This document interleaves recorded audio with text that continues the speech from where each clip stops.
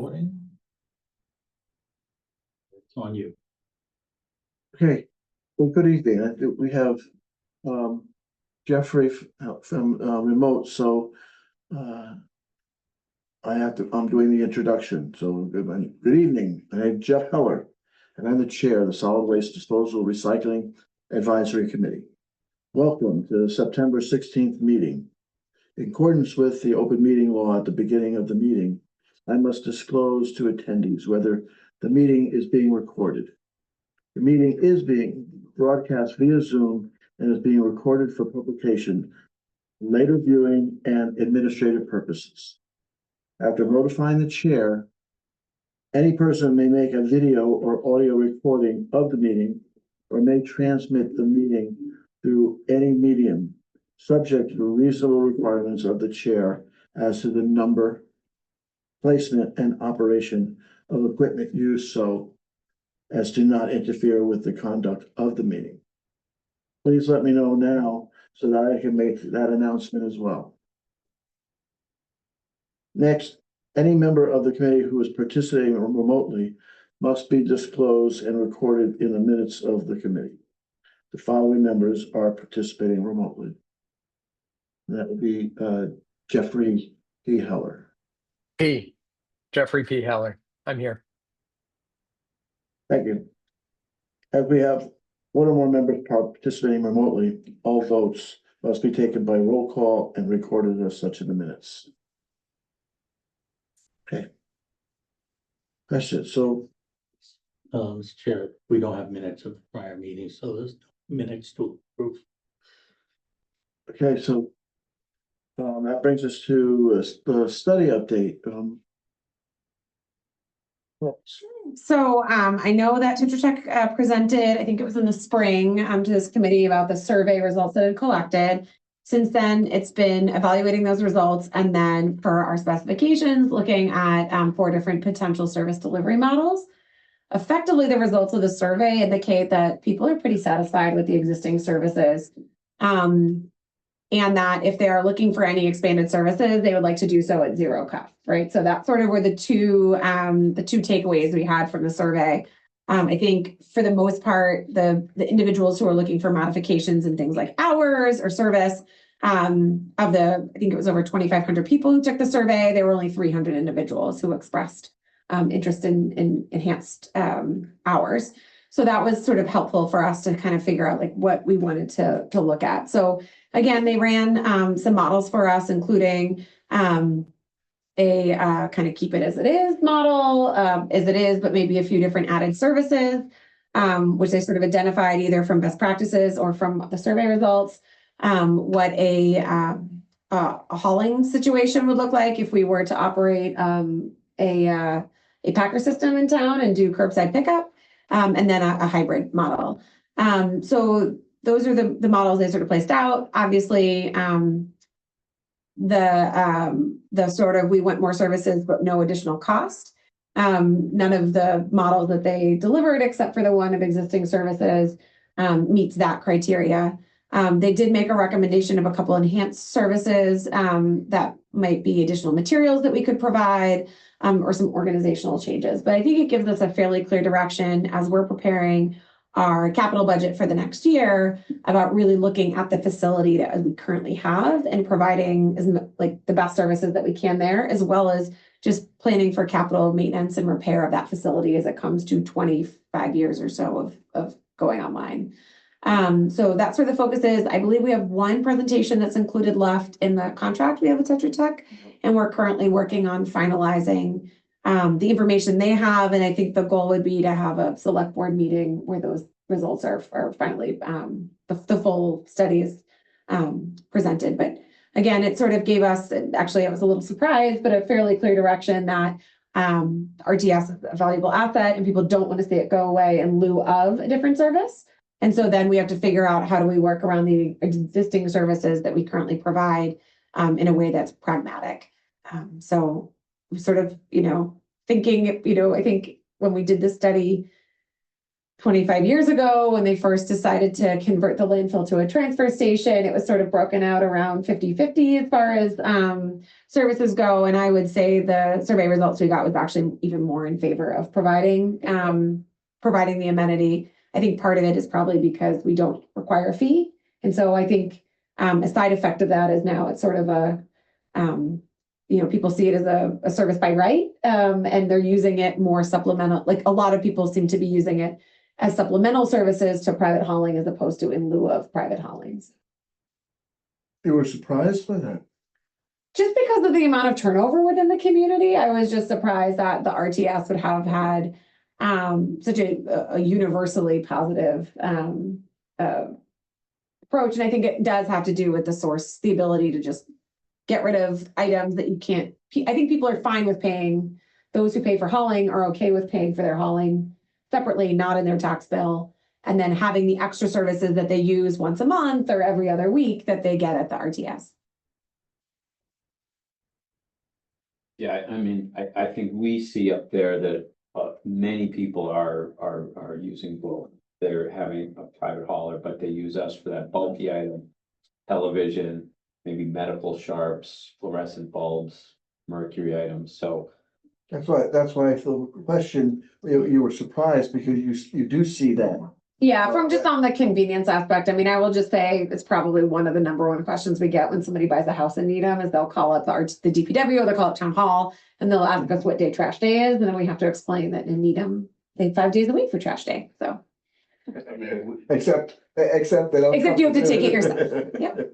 we did get some really practical guidance on some improvements that we can make that are within budget of our RDP funds for signage, maybe website update, ways to navigate the facility, especially as a new person.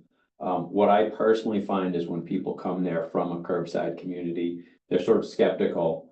And after we show them the breadth of services, the whole suite that we have, they're like, wow, I'm kind of swayed here a little bit. So I see that as a challenge to me and my staff to do a little more outreach. And, we'll be doing things like out on the town common, not the town common, Greensfield for the harvest fair, that sort of thing.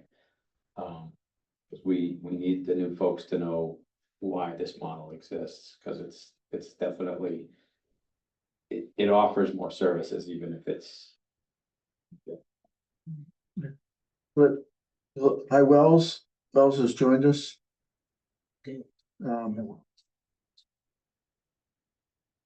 Hi, guys. Did they, anyone else have any questions? The Needham RTS is an impressive place. It's a nice place for an RTS. When you come in, it's not as dirty as people expect, and it's great, and it's a tribute to all of Needham, but especially, of course, the people who work there. So did they do look at the sort of the layout, and the traffic pattern and talk about how to maybe rearrange reuse it and recycling metals area things? So that was certainly less of the focus of this particular study, and it was more about the services provided and the ease of navigating those services. I think we've had other studies that have sort of looked at layout, which is just, it's always a challenge. I think as now we have pretty clear guidance of that we want to continue investing in this physical infrastructure. We may want to talk about that as far as like when we rehabilitate the tipping floor, when we deal with the tipping building, when we deal with our the physical layout, then do we put things back where they currently are? I think that's really the conversation and sort of the next steps. And the goal of doing the study was basically we are at a precipice at that facility where you're going to need to start investing some serious resources in it to keep it going because it's at its 20-25 year life cycle. And we want to make sure that that's gonna be something that's preserved and used by the town, for the next 25 years. So we've gotten that very clear indication, and so now I think it's a matter of looking and seeing, are things in the correct place? What would the cost be of transferring those services? Because I've said this in other meetings, but everything in New England, including the RTS, evolved organically. And so it's like you add a service, you add a product, right? We added food waste. We didn't really build the facility to accept food waste. So then we had to think about where that fit. And if you were designing it from scratch, it would look a little bit different than it does now, but it functions well. So. Yeah, and we've made use of the improvements, for instance, the roadway improvement along the back area where the salt shed is. Yeah. That was primarily for town trucks and for, salt operations, also for drainage and stormwater considerations. But what we've been able to do, and it'll be in my updates, is we use that drive-through now as a staging area for our shredding events. When the DEP wanted us to do shredding events, we sort of struggled with where to put it. Claxton was sort of mentioned, DPW was mentioned like we do for, Hazardous Waste Day. And then the Cogswell, we used the Cogswell one time, but it kind of got jammed and clogged up, and we had to do a lot of traffic management right at that spot. What we've done, again, it sort of evolved organically as we saw an opportunity to stage the truck outside the salt shed during obviously we do the fall and the spring, there's no salt operations. We're able to run a line of cars past that truck to drop off, and then they go out the back.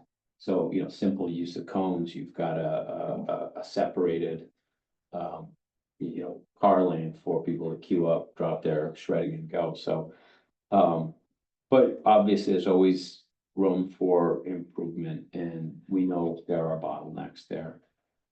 I look forward to the time when, there's, the design with the reuse it area, which is sort of next to the metal area. So they're all, that's, when something doesn't make it, it can just easily get done and it make it, and the universal, all the recycling things and all of that, such an easier thing for people to do as they go along, rather than as an afterthought, Alright. So we're gonna do one presentation, so we'll get an invite. We'll to the select- communicate to the board members when the Select meeting board, is. yeah. Yep. Do they do that will be a public presentation? The select board? Yes. Thank you, Ben. Okay, I've got just some division updates. For us, the big sort of thing that's happening up there is the new hours. I hope everybody's aware of the new hours. My sister lives in town and was Unaware. caught off guard. She's like, "What do you mean?" So anyway, the Could you repeat them for yeah, the record? absolutely. So throughout the summer, we had what they called summer hours, where the RTS would close at 12 noon, and that was All town reflected premises. across the town departments and across the DPW. The NIPIA union, which represents all of DPW workers, including the RTS, really wanted to advocate for that schedule to continue throughout the year. So we looked at ways, how could we make that work at the transfer station without really, affecting users at the facility. And it was presented to the select board that we could offer 30 minutes earlier every morning, open the facility at 7 a.m. And that would be Tuesday through Saturday, offering half an hour extra, and that would offset the lost hours on Friday afternoon. So we're still open 41 hours a week. That's opening time. So it's kind of impossible to have all staff all the time. It's not impossible, but it extends the staff. So we are closing at 12 noon, close the gates, and then the staff is out of there by 12:30 after we have the last few people out of there. So far, that went into effect September 1st. And I think a lot of people sort of thought it was just an extension of summer hours, and now they're realizing it's a full-time, more or less permanent change, and there has been some recent conversation on social media and, you know, just with the staff, I feel like there's as much positive as negative, so I think it's sort of growing pains, and, you know, we obviously are, you know, aware of it, but it does, it's really designed to, you know, retain staff, appreciate staff, and offer them a benefit that's not, you know, it's not a financial benefit. Other towns do it, and they found that it was beneficial to retaining employees. Needham didn't want to see employees look to neighboring communities and say, hey, that looks kind of nice over there, and go to Natick or Newton or Brookline. So it's a, Is that throughout the town offices as well on Fridays now? It's It's been year round, Over a year. going on 2 years. so it sort of matches the DPW with other departments, and, you know, the RTS is included in that. And I really think that's how it was presented, is this is really, you know, you guys mentioned that the facility's clean. It's, those guys really take ownership of that facility. They really, you know, maintain it, they clean it, they do the landscaping. And that's very much reflected in the environment up there. So I think it's a good program, and I hope the message gets out to the community that's why, you know. And then Matt, the additional 7 AM, have you seen traffic volume coming in at that time? Has it helped Yeah, I alleviate? mean, I'd say Tuesdays, Fridays, and Saturdays is when you're really gonna see it. Wednesdays, there might be 1 or 2 cars coming through.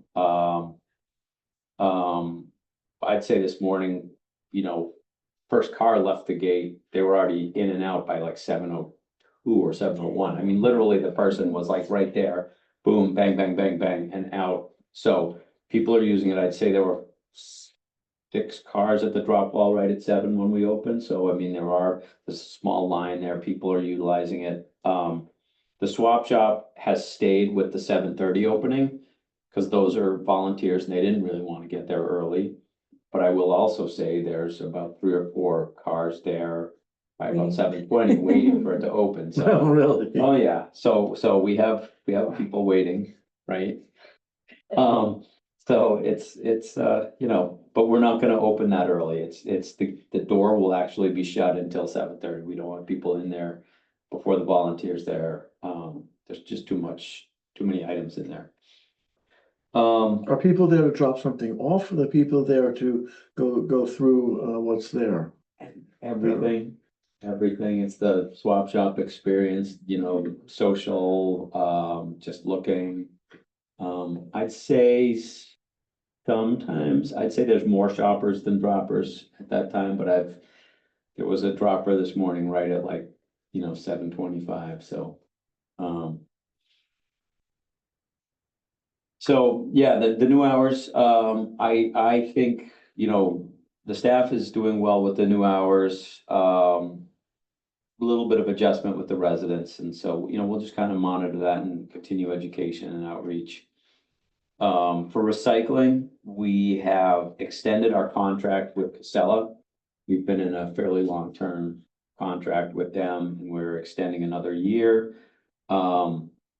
Their pricing is pretty good for us, and they value that we have very clean loads. You know, a single stream load tends to have more contaminant in it. They value, you know, that our loads coming in clean, specifically the cardboard going straight to the baler. The paper is very clean. They've also mentioned that they really value the communication that we have with their Auburn facility, which we use, the MRF out there. They appreciate the efficiency. We really schedule our routes to, you know, work with them if they're ever doing facility repairs. We can adjust our loads, and then we have this long-standing relationship, so we know exactly who to call, they know who to call. That has a lot of value to them and has value to us. In terms of revenues and costs, unfortunately, we're trending into the costs more than generating revenue, and that's been all summer long into the fall. last time I think we spoke, there was a boost in the plastic market coming from that #2 natural HDPE, which is that milk jug, that sort of translucent milk jug. For some reason, that was artificially inflated in terms of a commodity, and it was really giving us beneficial revenues on the plastics, and that also affects the single stream. What we're seeing now is that has really tailed off, and combined it with a really sharp increase in the cost of processing glass. We're seeing that affect commingled and single stream costs. So those went from in the 50s per ton to process. Now we're paying in the 70s per ton cost to process the single stream and the commingled. And combined with that, cardboard and paper are relatively flat, but slightly decreasing over the last few months in terms of revenue. So, for the last few months, we've been paying an invoice rather than receiving revenue. It's not a significant invoice, but it's trending, the wrong way right now. I don't have a long-term forecast. Usually we get a good boost in cardboard and paper around the holidays. So hopefully we'll see some of that trend upward as the holiday season packaging and whatnot ramps up. I'd like to think that cardboard and paper will rise a little bit into the fall. Karis delivered the update on the service delivery study. We extended the contract date to December 31st, 2025, or we are extending that. And there was some pricing that the consultant wanted to adjust, and we're paying for that cost increase out of the RDP funds, which is the grant money we get from Mass DEP. Karis has been working with other communities on our MSW renewal contract, which is expiring June 30th, 2028.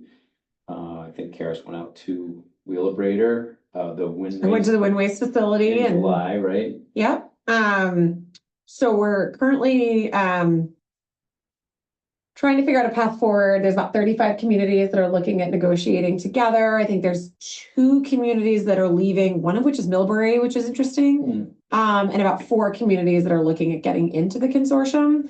The communities in the Worcester area are desperately looking through their archives to try to figure out how we incorporated 25 years ago. Which led me to have a very long conversation with Rick Merson about the whole history of our region, that region. Effectively, what came out of it and some research is that the incinerator that's located in Millbury was actually, the land was initially purchased by Worcester and Millbury together to have a municipally run incinerator at that facility. And so at some point they realized that every community that tries to run an incinerator goes into bankruptcy. And that it was way beyond their capacity. And that's when at the time Wheelabrator came in and said, we'll develop the facility. I guess Needham and communities to the south of 128 were looking at Plymouth for a similar incinerator location. That fell through right as they were constructing the facility in Millbury. And when they constructed it, they basically said, well, we can make our capacity bigger if you want to join us. And that's when a lot of communities like Natick and Needham and Wellesley and Franklin all ended up switching over to the Millbury facility. So the good part about that is effectively the entire facility exists for our waste.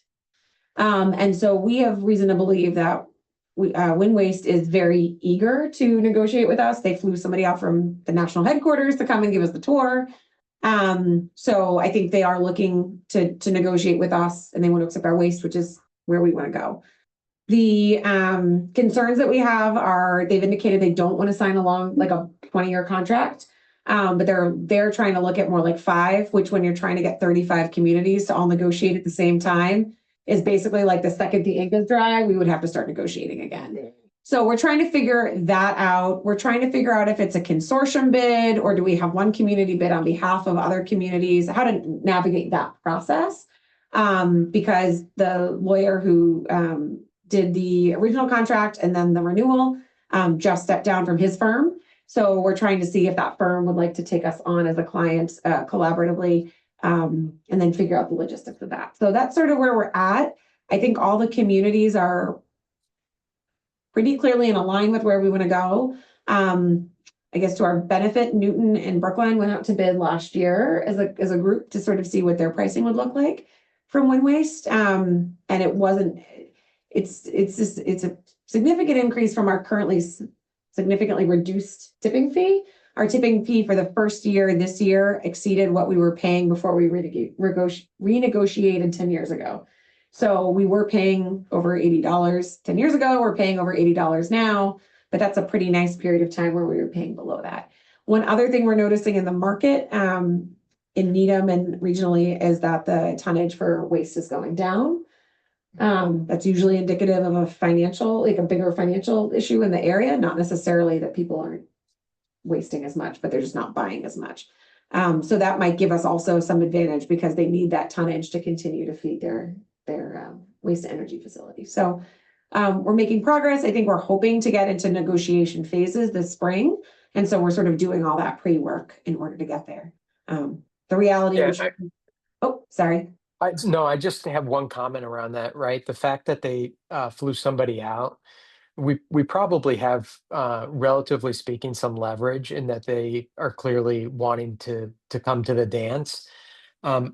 As far as the duration of the contract, my recommendation would be to essentially go with a 5-year, but ask for, a 2-year increment extension, or have a buyout that in 2 years they would have to basically accept to extend the contract. So that might be an angle you might want to take. Great.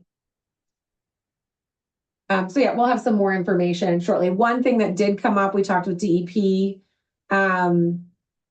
is how we as a drop-off community can best leverage our delivery times. So one of the perks we have, right? So Worcester, Newton, they load up packers and they drive them directly over to the Wheelabrator facility where they have to they just sit in line with everybody else who does curbside. We don't have that. So one of the things we've talked about is potentially trying to schedule our hauling so that it tries to hit non-peak times when they have low flow at the facility, to log jam it up less, and then also to help maybe optimize pricing. The question that came up for me, there's a few different options that were talked about how to optimize pricing, was if we're going to bear the burden of it, is the benefit through all the communities, or is the benefit for the communities that happen to not do curbside? So that's part of the conversation as well. Yep, that's interesting. And just regionally in the context, I hope everyone's been following the Republic strike, which is really, well, it's just an interesting thing that's happening. I mean, they still haven't resolved that, which is incredible. And I live in the city and I see Republic dumpsters that are just overflowing. My understanding is they will allow picket line crossing for trash as a public health issue, but they will not allow public picket line crossing for recycling. So that's where the burden becomes. Gloucester has lost all recycling, except for people are dumping it into DPW. So it's regionally, I mean, trash is when it goes smoothly and no one thinks about it, it's simple. And the cracks start to form in the foundation. You're like, oh my God. What are the issues that are so unsolvable? In Republic, Yeah. it's just negotiations with Wages. Yeah. Mostly. And it's nationally, I believe. It's not just in the New Right. England region. Yeah.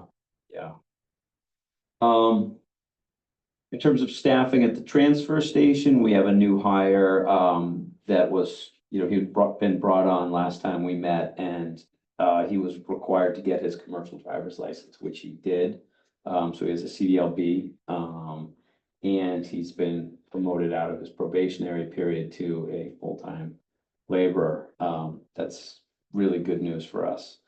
He seems to be doing well, kind of a young guy. We don't know if his future is in DPW or solid waste, but for right now, he's He hasn't left for the other divisions. no, and he's definitely a good member of the Yeah. team. We had a new employee trailer installed in the end of June. It's been hooked up to water, sewer, electric, and it is now being used by the staff. very pleased, the staff is very pleased to have new accommodations in there.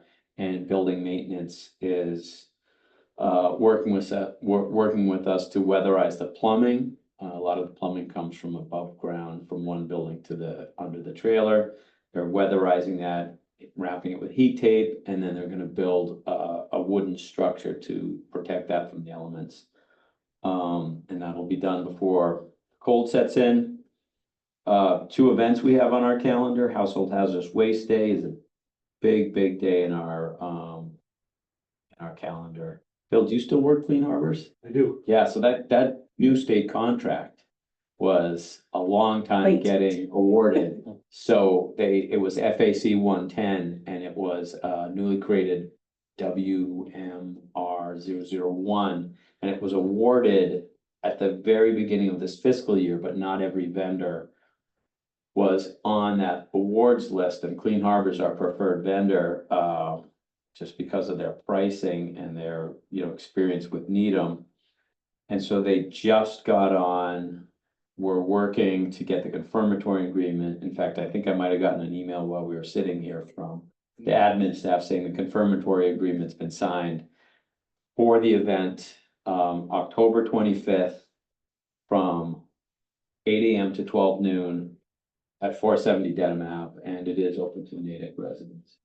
Have reciprocal agreement, so it's a good event. We hope to get like up to 300, participants through there. And then the paper shredding event, we've gone from once a year to twice a year. That is Mass DEP guidance. The more paper you collect at a shredding event, the higher they can process that. When you see paper shredding go into our collections at the transfer station, those are generally going to get lost in the sorting lines. But if you can bring it to one of those trucks and that truck can go straight out to the MRF for processing, they can bale that shredded paper, and it's a pretty good capture of the recycled paper. So we're doing that on October 11th. What's the difference? It's just that in our collections, it's gonna kind of fly away. It's gonna get lost on the conveyor belt and everything, but that truck is just gonna show up. And they're pretty much just gonna bale it right there and process the paper. Whereas like if you put it on our container, then you dump our container into a hauling trailer, then that hauling trailer dumps into, a big pile at the facility, the front end loader loads that onto a sorting line. The sorting line that spins, the paper flies away and just becomes kind of, the small detritus. It's all that sort of shredded that's intermixed with the newspaper and all that. Yeah, so, but I mean, if you get this, it's generally higher quality paper. I mean, the documents people are showing that to be, usually kind of more of an office paper, so it's a higher quality. And I've actually been at Costello when a truck came in from a shredding event, and I was like, oh, looks like really nice paper. And they baled it right there. I mean, it was very minimal loss on it. It wasn't, it wasn't spilling all over the place and creating a mess. They were able to handle it pretty effectively. So DEP gives us RDP points, so our grant money that we get every year. Among the things they award points for is having a shredding event, and we're up to 2. And we've had a lot of call for it too. People really want to do it. And we have the space, and we like putting it in front of the salt shed there. So we'll publicize that again, October 11th is Saturday from 10 a.m. to 2 p.m. And those are, I had one more update that I added on my online here that, so there was talk in the town departments down here about, the town clerk said that her office staff had some capacity to, take on work. And so they have taken the sticker issuing, operations over to the town clerk side. So now if you need a new sticker, you come down, they can verify residency there. And they are going to also be selling the yellow bags out of town hall, whereas before that was at the treasurer's department. Now that's happening in the town clerk's office. That transition has already happened, but what we're gonna do is get IT to install the software that we use up at the transfer station. so that the town clerk staff has access to our database so they can see how we use it. And if they have additional time, they can enter that into our database. And if not, we still have that paper copy, which DPW admin or sometimes my staff will enter into the database. But we need that data in there so that when we punch in a number, we can match it with a person as opposed to just kind of a you know. Do I understand you to say you can buy the yellow bags at town clerk's office? Yeah, instead of treasurer's department, now you can buy them at town clerks. You can also buy you can buy the large bags at the transfer station. We just don't do the smaller ones.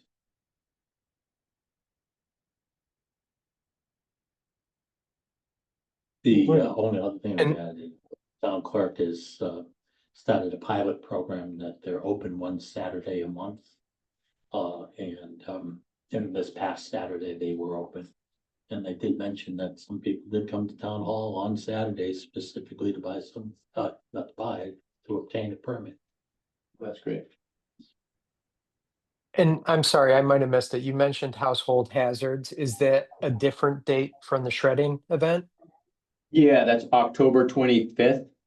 Okay, And it's from 8 AM to 12 noon, and that's a really sharp cutoff. Because the vendor. Clean Harbors, because Clean Harbors really, it's a very expensive event. It's actually, the prices really went up. I mean, I don't know if you have insight into that, but they went up. I mean, it's a new contract, so you'd expect the prices to go up, but Clean Harbors still is under what we paid 2 years back when we used another vendor, and those prices were exceptionally high. So but yeah, it's Saturday, October 25th from 8 AM to 12 noon. You enter through DeFazio. Mhm. And you'll see signage that brings you down to the backside of the DPW complex. And it's a drive-through. You drop off with the Clean Harbors crew that's set up there, and then you drive back out through DPW onto Dedham Ave, and you're home free. And I'd say there's a little bit of a line right at 8 AM. And after that, it flows really quickly. Is there education around what materials are accepted and what do we need to educate the broader community on that? We have it on the website. We try and do a lot of outreach through the town's Director of Communications, Amy Helson. I always feel like I could do better, so I hopefully will have a good year. But I mean, if we get 250 cars, that's a good number for us. If I had anything less than that, I did a lousy job, and if I can get up to 300, it'd be better.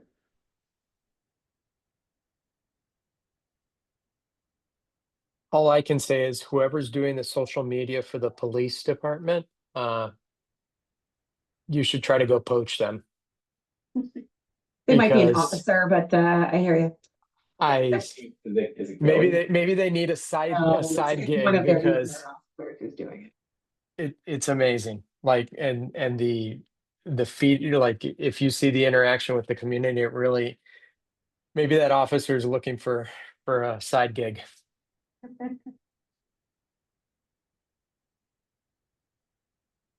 I do have one item that I guess would fall under either the superintendent's or not anticipated within 48 hours, but we got notice today from the New England American Public Works Association that Matt Demery has received the Supervisor of the Year award from that organization that will be presented in October Wow. Congratulations. Thank you. Where will that be presented? At their fall meeting in Foxborough.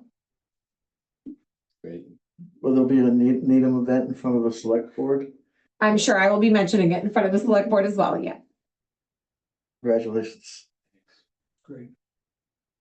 I think, reflected in David's comments about, and I think that it's reflective of, in the survey, in that it's a bit, the culture, like you said, do people come in, don't know, and then all of a sudden, they get swayed into, and I'm sure there's just, they hear from, the old timers as well as, people who introduce, oh yeah, what was your first experience, on Saturday at And I think it still gets called the dump from, Affectionately, affectionately.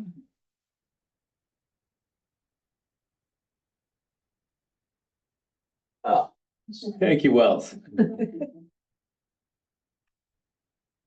So, if there, I guess if there's something else, No, the next meeting is scheduled for October 21st. And you'll be getting an update, and so Matt will be able to remind you about the 25th yet again. Right, right, I won't be able to make that meeting. PPBC. Is that me? I don't have this. are we having anything that we're gonna need to be voting on coming up anytime soon? I don't know, rates, we would start taking that up in January and February. If that should change, I will certainly contact you.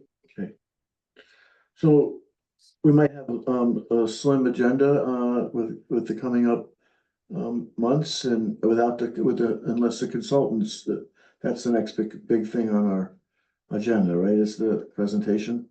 Presentation, which would be with the select board, but we certainly did notice to all the members.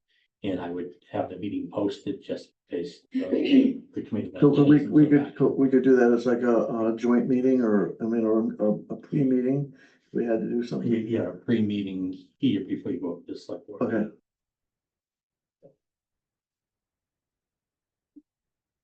And unless there's anything else, Mr. Chairman, I think the motion to adjourn would be appropriate.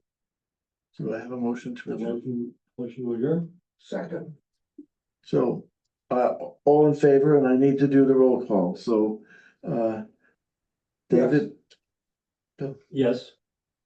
Jeffrey, Yes. Wells, Yes. the chair votes yes, it's unanimous, this meeting is adjourned. Thank you all. Thanks, everybody.